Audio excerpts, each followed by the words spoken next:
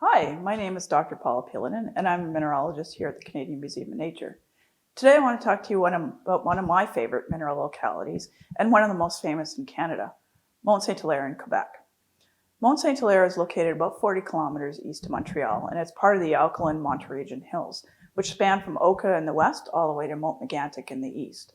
You can see them if you drive from Montreal to Quebec City. They're on the right-hand side of the highway sticking out of the landscape. Most of the mountain is actually owned by McGill, and it's the Galt Nature Preserve.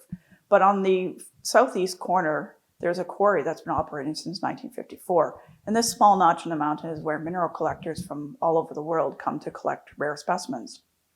Quarrying began in the 1950s at Saint-Hilaire, but it didn't really start in earnest until 1954. And then here they quarry for gravel and aggregate. There were two main quarries owned by Poudret and Demix, which were merged in 1994.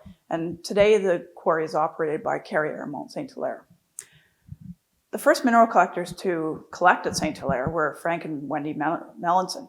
They used to bring samples to Professor Guy Perreault at École Polytechnique in Montreal for identification. This relationship between collectors and scientists persists today. There are 5,000 known mineral specimens on the planet and also in meteorites. Out of those, 434 specimens actually occur at Saint-Hilaire. That's almost 9%.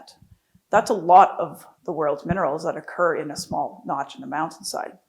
At Saint-Hilaire, 55% of them are silicates, which means silicon is their dominant building block, and the rest form a variety of different chemical compositions. This diversity is also what keeps scientists interested in this locality. A type mineral is a mineral that was found first at that locality.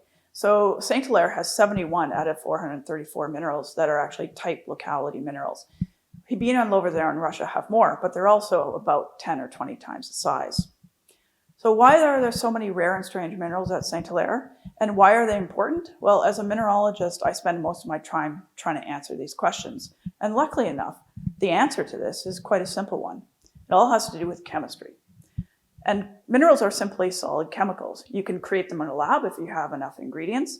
Think of all the synthetic diamonds that are on the market. They're just simply minerals that have been formed by man. Sometimes you can't tell the difference between a real one and a fake one.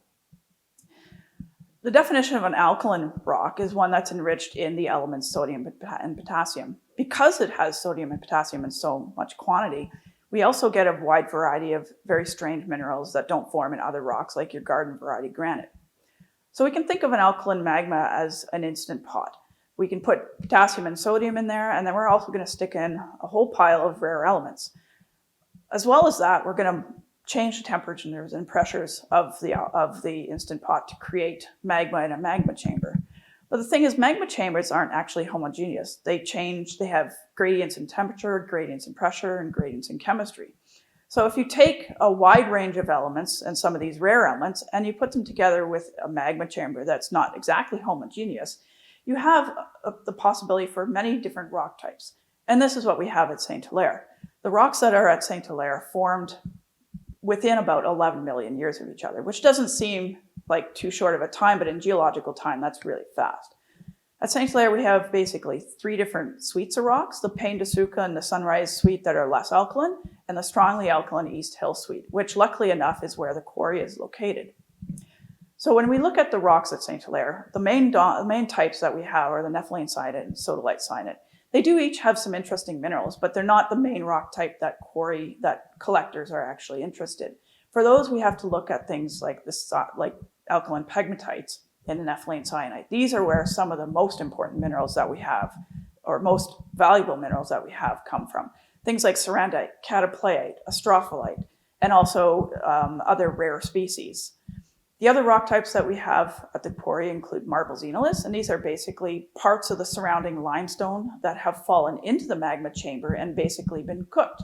And we get a whole suite of minerals here that are a result of the interaction between the limestone and the magma. The other interesting rock type we have are the igneous breccias. And when the intrusion came up through the sediments, it actually caused cracking and caused some minor explosions in the surrounding rocks. And these igneous breccias contain about 90 different mineral species because the gases and the chemistry in those different environments was so strange. So I want to thank you for listening to my talk, and I hope that you will get a chance to visit Saint-Hilaire by yourself sometime. Thank you.